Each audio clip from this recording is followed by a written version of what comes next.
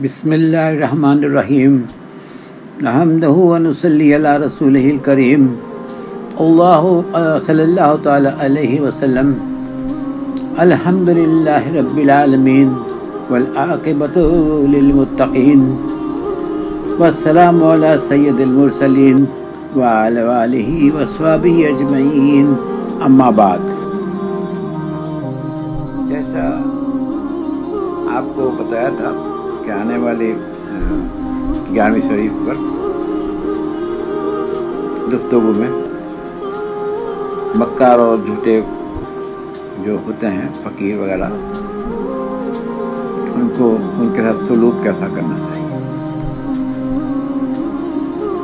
لوگوں، خدا کی دی ہوئی روزی پر شکر ادا کرو اور اسے دوسرے کی طرف مسوب نہ کرو، یعنی یوں کہو کہ مجھے فلاں نے مجھے دیا ہے، ایسا ظاہر مت کرو۔ اس لیے اللہ تعالیٰ کا صاف حکم ہے کہ جو بھی نعمت تم کو ملی ہے وہ اللہ کی جانب سے ملی ہے، اس کا دینے والا اور کوئی نہیں ہے۔ اگر کسی نے دی ہے تو اس کے نام لینے کرتے اللہ سے عرض کر دینی ہے کہ مجھے مل گئی تیری جو بھی تیری طرف سے مجھے ملنے والا تھا مجھے حاصل ہو گیا۔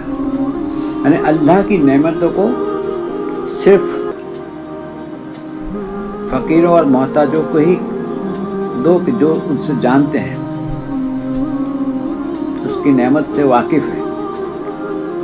جھوٹے مکار منافقوں سے بہت ہوشیار رہنا چاہیے۔ دنیا میں یہ سب آنے والے ہیں، اس لیے کہ مالدار ہو کر بھی فقیروں اور محتاجوں کی اس کے جیسی رونی شکل وہ صورت بنا کر فقیروں کے بھیس میں مانگتے پھرتے ہیں۔ ایسے لوگوں میں اگر کوئی تجھ سے سوال کرے تو ذرا سا رک کر اپنے دل سے فتویٰ لیا کر، اپنے دل سے حاصل کر کچھ خیال اللہ کی طرف سے تجھے مل جائے گا، کیونکہ ہو سکتا ہے کہ وہ مالدار ہو، اس کی صرف شکل و صورت ہی فقیروں جیسی۔ بزرگوں کا کہنا ہے کہ اپنے دل سے فتویٰ لیا کرو، یعنی دل سے فتویٰ لینا یعنی اگرچہ لوگ فتویٰ دینے کے بارے میں دے چکے ہیں، کچھ لوگ ایسے ہوتے ہیں کہ جو فتویٰ اس کے بارے میں دے چکے ہیں، پھر بھی تم اپنے دل سے پوچھ لو، دل سے حاصل کرو۔ مومن آدمی کسی بھی شخص کو دیکھ کر اس کے اندر کو دیکھ لیتا ہے۔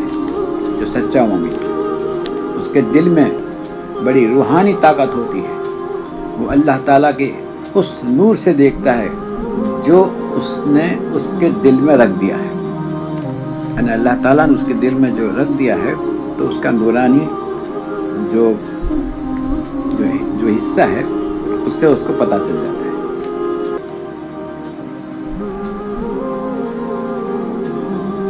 تجھ پر افسوس ہے اے بندے، تو حد درجہ کاہل بن گیا ہے۔ آپ فرماتے ہیں کہ تیرے پڑوسی اور عزیز و اقارب، نزدیکی لوگ اور قریبی لوگ دنیا سے کوچ کر گئے، کہ دنیا چھوڑ گئے اور ان کے دفنائے ہوئے خزانوں کو ڈھونڈ ڈھونڈ کر نکالا اور 1 دینار کے بدلے 10 دینار کا نفع اٹھایا، اور بامراد لوٹ بھی آئے، واپس بھی آ گئے، مگر تو اپنی جگہ بیٹھے کا بیٹھا ہی رہا۔ تو جس جگہ پر ہے وہاں سے ہٹ نہیں سکتا، حاصل کر کے تو وہیں بیٹھا ہے۔ یاد رکھ، یہ پونجی تو تیرے ہاتھوں میں ہے، بہت ہی جلد ختم ہو جائے گی اور تو لوگوں سے بھیک مانگتا پھرے گا۔ تجھ پر افسوس او غافل، ابھی موقع ہے، اٹھ جا، کھڑا ہو جا اور اللہ کی راہ میں مجاہدہ، عبادت، ریاضت کر۔ صرف تقدیر پہ بھروسہ کر کے مت بیٹھ جا۔ کیا تو نے اللہ تعالیٰ کی وہ آیت نہیں سنی جس میں فرمایا ہے کہ جو لوگ تمہاری راہ میں جوجھتے ہیں ہم ان کو اپنے سیدھے راستے کی طرف رہنمائی کرتے رہتے ہیں۔ کام شروع کر دے، دیر بعد کوئی دوسرا آ کر اس کی مکمل کرے گا، اس کو پورا کرے گا۔ دنیا کی ہر چیز اللہ ہی کے ہاتھ میں ہے، لہذا صرف اسی سے مانگ، کسی اور سے مت مانگ۔ کیا تجھ کو علم نہیں کہ اللہ تعالیٰ فرماتا ہے کہ دنیا میں جتنی بھی چیزیں ہیں اس کے خزانے ہمارے پاس ہیں، ہم ان میں ضرورت کے مطابق بھیجتے رہتے ہیں۔ اس آیت کے بعد کسی بحث کی گنجائش ہی نہیں رہتی۔ بے شک اللہ تعالیٰ نے بجا فرما دیا۔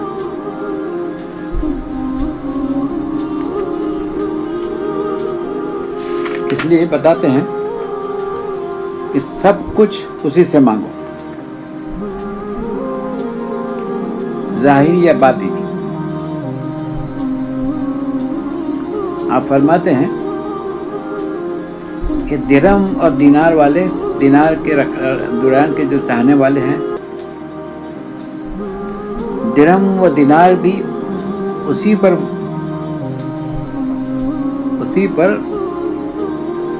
وہ آیت بتائی گئی ہے، اسی پر اس کے والی آیت کے مطابق اس کے حساب سے جس چیز میں داخل ہوئے، اس چیز اس میں داخل ہے، وہ بھی اللہ ہی کے ہاتھ میں ہے۔ یعنی جو چیز دینار وغیرہ تو نے حاصل کی ہے، تو اوپر والی آیت جو بتائی ہے اس کے حساب سے، اس کے مطابق وہ چیز میں تو داخل ہے، تو بھی اللہ کے ہاتھ میں ہے۔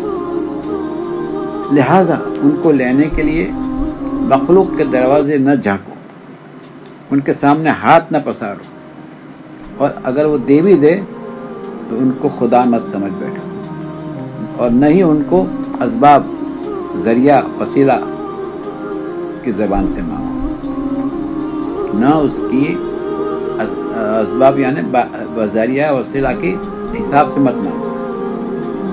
اے اللہ، تو ہی مخلوق کا خالق یعنی پیدا کرنے والا اور مالک ہے، اور ذریعہ و وسیلہ تجویز کرنے والا ہے۔ ہمیں اپنی مخلوق اور اپنے اسباب کو شریک سمجھنے کی قید سے چھٹکارا دلا۔ یا اللہ، تو ہمارے اپنے اسباب کو شریک سمجھنے کی جو قید ہے اس سے چھٹکارا دلا، اور دنیا و آخرت میں نیکیاں عطا فرما، اور دوزخ کے دردناک عذاب سے ہمیشہ ہم کو بچا رکھا۔ آمین۔ آپ نے فرمایا، اے خدا کے بندو، تم حکمت میں گھرے ہوئے ہو، یعنی تم حکمت کے گھر میں ہو، لہذا وسیلے اور واسطے کی ضرورت ہے۔ اپنے معبود سے، جیسے طبیب، طلب کرو جو علاج کرتا ہے، جو تمہارے دلوں کی بیماریوں کی دوا کر سکے۔ علاج کرنے والا طلب کرو جو تمہیں دوائیں دے سکے۔ رہبر یعنی راہ دکھانے والا طلب کرو، دیکھو جو تمہیں سیدھی راہ بتائے۔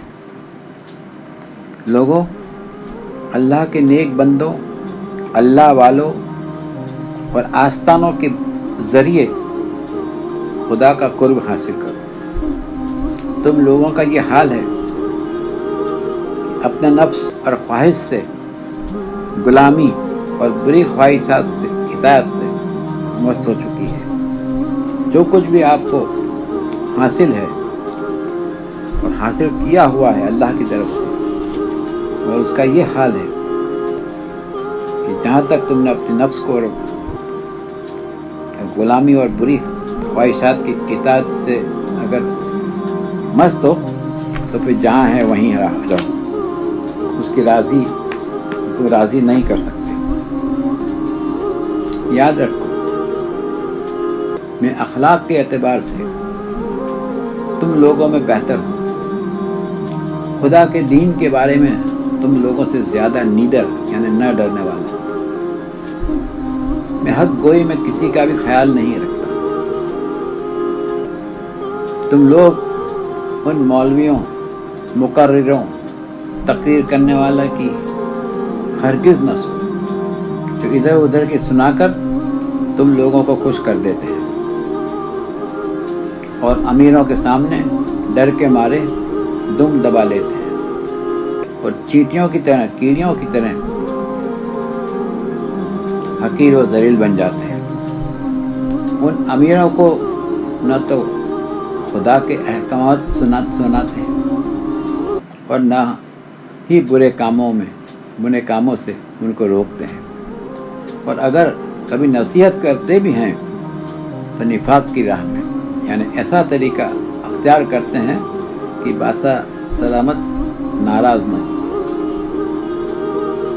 جیسے تمہارا جس کو آپ دینے والا بادشاہ سمجھتے ہو اس کو ناراض نہ ہو، وہ ناراض نہ ہو جائے اور ان کو دینا لینا بند کر دے، اس لیے وہ اس سے ڈرتا ہے۔ اے اللہ، تو ایسے ریاکاروں اور مصیبتوں سے زمین کو پاک کر دے یا پھر انہیں اپنے راستے کی ہدایت دے دے۔ آپ فرماتے ہیں تقدیر کے بارے میں، اللہ تعالیٰ نے اپنی ایک کتاب میں ارشاد فرمایا ہے کہ صرف میں ہی خدا ہوں، میرے علاوہ اور کوئی خدا نہیں۔ جو شخص میرے حکم کے سامنے گردن جھکا دے گا، میری قضا یا فیصلہ و تقدیر پر راضی رہے گا، میرے احسانات کا شکر ادا کرے گا، میری ڈالی ہوئی مصیبت پر صبر کرے گا، اس کو اپنا محبوب و صدیق بنا لوں گا، محبوب بھی بنا لوں گا اور صدیق بھی بنا لوں گا۔ لیکن اس کے خلاف جو میری قضا قدر یعنی قسمت کا فیصلہ پر راضی نہیں ہے اور نہ ہی میرے احسانات پر شکر ادا کرنے والا ہے اور نہ ہی میری ڈالی ہوئی مصیبتوں پر صبر کرنے والا ہے، اس کو چاہیے کہ میرے علاوہ کوئی اور خدا تلاش لے اور خدا کی تو تلاش کر لے اور اپنے اس خدا سے اپنا ناتا رشتہ چھوڑ دے۔ تم خود ہی سوچو کہ جب تم اس کی تقدیر پر راضی نہیں، اس کے احسانات پر شکر گزار نہیں، اس کی ڈالی ہوئی مصیبتوں پر صابر یعنی صبر کرنے والے نہیں، تو بھلا وہ تمہارے رب کیسا ہو سکتا ہے؟ لہذا اس کو چھوڑ کر کوئی اور رب تلاش کر لو، لیکن یاد رکھو اس کے علاوہ اور کوئی دوسرا رب ہے ہی نہیں۔ اگر تم مرید بننا چاہتا ہے تو پہلی شرط یہ ہے کہ خدا کی تقدیر پر راضی ہوئے، خدا کی خوشنودی پر خوش رہے اور اس پر یقین کامل کر کوئی بھی چیز چاہے اچھی یا بری، کڑوی ہو یا میٹھی، اگر تجھ کو پہنچتی ہے تو یقین کر لے کہ تیرے ٹالنے سے وہ بھی نہیں چل سکتی، اور جو کچھ تیرے ہاتھ سے چلی جائے وہ تیری دوڑ دھوپ اور کوشش کے باوجود بھی واپس نہیں آ سکتی۔ ربنا آتنا فی الدنیا حسنۃ وفی الآخرۃ حسنۃ وقنا عذاب النار۔ انشاءاللہ آنے والے خطبات میں حضرت موسیٰ علیہ السلام کی جو لاٹھی تھی، آپ کی عصائے موسیٰ تھا، اس کے بارے میں ذکر کریں گے انشاءاللہ۔ ایک دن حضور نے امام حسین رضی اللہ تعالیٰ عنہ کے ہاتھ پکڑ لیے اور ان کے پاؤں اپنے پاؤں پہ رکھے اور پھر فرمایا بیٹے آگے بڑھو، اور ان کے پاؤں حضور کی پنڈلیوں پہ آئے۔ پھر کہا بیٹے اور آگے بڑھو، حتیٰ کہ ان کے پاؤں حضور کی رانوں پہ آئے۔ پھر فرمایا بیٹا اور آگے بڑھو، تو ان کے پاؤں حضور کے مبارک بطن اقدس پہ آئے۔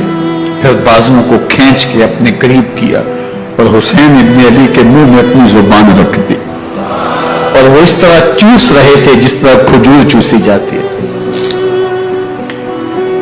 تو اللہ کے محبوب علیہ السلام نے حسین ابن علی کو اپنی زبان کا لعاب دہن دے کر کے ان کی ہمیشہ کے لیے پیاس بجھا دی، تاکہ کل کربلا کے تپتے ہوئے ریگزار میں حسین ابن علی کو پیاس کی شدت تنگ نہ کرے۔